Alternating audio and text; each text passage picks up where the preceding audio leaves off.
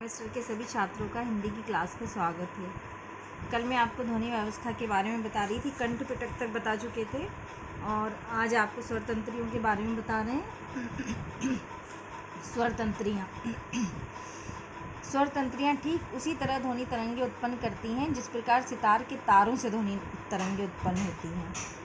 फिर इसके बाद होता है अभिकाकल एवं काकल। कंठ पिटक से निकलकर अभिकाकल और काकल के बीच से तरंगें निकलती हैं। फिर है मुख विवर। इसके बाद तरंगें मुख विवर में प्रवेश करती हैं। फिर है नासिका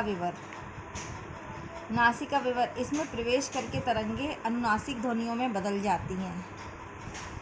फिर है कंठ। मुख विवर में सर्वप्रथम उच्चारण स्थान कंठ है, जिससे बड़ा आ, क वर्ग तथा ह का उच्चारण कंठ द्वारा ही होता है। फिर है कोमल तालु। कंठ के बाद कोमल तालु का स्थान है। छोटी बड़ी च वर्ग या श वर्ण का उच्चारण तालु से ही होता है। इसके बाद है मूर्धा। कंठ तालु के बाद यही ध्वनि तरंगें मूर्धा से निकलती हैं। फिर री टा वर्ग जो ऋतु रसाराम कहते हैं, तो ये यहीं से निकलते हैं मूर्धा से। फिर है वत्स एवं दंत। मूर्धा के बाद वत्स को छूकर र ध्वनि का उच्चारण होता है। इसके बाद दांत छूकर ल त वर्ग तथा स वर्णों की ध्वनियाँ उत्पन्न होती हैं। फिर इसके बाद है नासिका। अनुनासिक ध्वनियाँ या वर्ण नासिका से पैदा होती हैं। फिर ओष्ठ से ऊ, छोटा ऊ, बड़ा ऊ, प वर्ग की ध्वनियाँ ओष्ठ से निकलती है। प फ ब भ म ये सब ओष्ठ है। ऊ, इसमें ओंठ गोल हो जाते हैं। फिर है जीवा एवं जीवा मूल। क वर्ग के उच्चारण में कंठ के साथ जीवा का पश्चिम भाग या जीवा मूल का प्रयोग होता है। तालु द्वारा उत्पन्न होने वाली ध्वनियों के लिए जीवा का मध्य भाग तथा मूर्धन्य और दंत ध्वनियों के लिए जीवा का अग्रभाग प्रयुक्त होता है।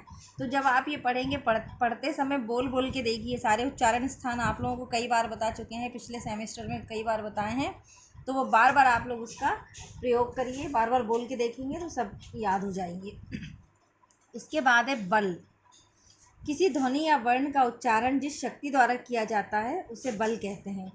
जब किसी ध्वनि को अधिक बल लगाकर बोलने का प्रयास किया जाता है तो वह धीमी गति से बाहर निकलती है, तथा जब कम शक्ति लगाकर बोलते हैं तो ध्वनि तेज गति से बाहर निकलती है। बल 3 प्रकार का होता है। अक्षर या वर्ण बल, जैसे मकान, बाजार इत्यादि। फिर दूसरा शब्द बल।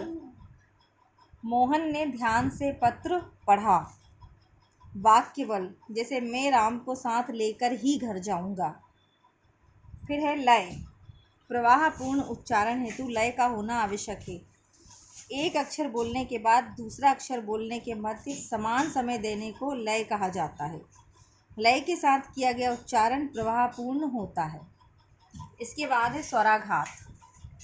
उच्चारण के समय ध्वनियों के समुचित आरोह अवरोह को ही स्वराघात कहते हैं।